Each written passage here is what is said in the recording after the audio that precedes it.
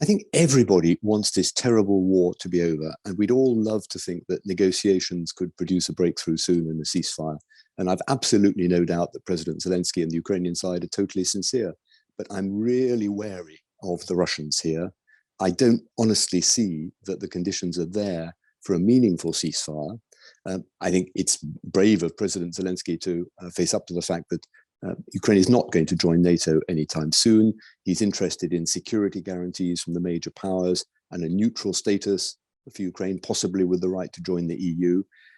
All these are important, but they're frankly secondary issues. The key thing is what happens to this territory that Russian forces have occupied.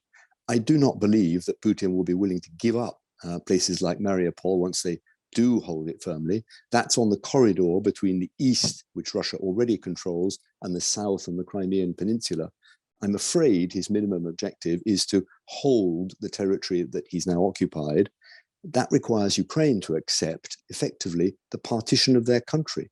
And I just find it very hard to imagine that any Ukrainian government could do that. So I'm pretty skeptical about the outcome of these talks, although it's a good thing people are talking. I think it's perhaps more likely that at some point the fighting will diminish, that there'll be some sort of truce and an uneasy partition across a line of separation, neither side accepting that as the outcome.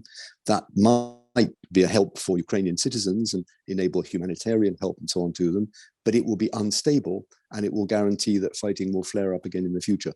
I don't want to predict that, but I think that's probably more likely than a signed and sealed peace deal anytime in the foreseeable future.